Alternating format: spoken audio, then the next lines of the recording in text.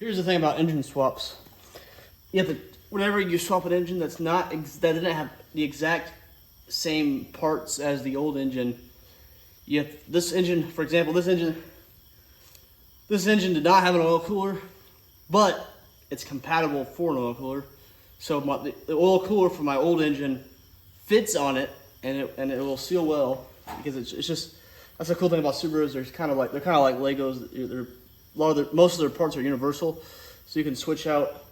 You can put an oil cooler on something that doesn't have an oil cooler. If you switch the parts, you don't have to switch out the oil cooler, but you also have to switch out this plug. This engine had this plug here. I'm switching out for this plug with a coolant access hole, so the coolant from the oil cooler. This is a water cooled oil cooler, or coolant cooled, antifreeze cooled oil cooler, I guess. So make sure put some thread sealant on this one, and now I get to put it here.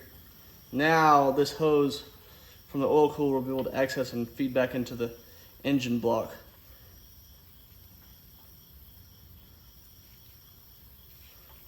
This is engine swap 101, because it's not just to get an engine. You get an engine that's not exactly the type that you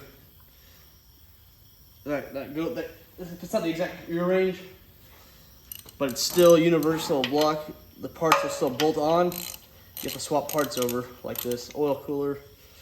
It's not just in and out. Also, I'm resealing it. If I got a used engine from a junkyard, there's no way I'm just gonna always reseal it and put a new timing belt on it. Yep, the new head gaskets, and well, I just used the block, but it's still an engine swap. Let's tighten this down. Let's tighten this down. There we go. Now because that works, now we can have a. I'm waiting for a seal. Don't forget, I was just seeing if that fit, but I still take this oil cooler back off because I bought the wrong gasket for it, so I need to order a new seal for it. So we'll put that on hold for now. Well, that's how the heads are at the machine shop right now. So we're going full speed ahead with this job. I almost have this engine block is now fully turned over. This wasn't the only swap. This is the only exchange of parts I had to do on this engine. I'll show you what else I had to do. Let's flip this bad boy around.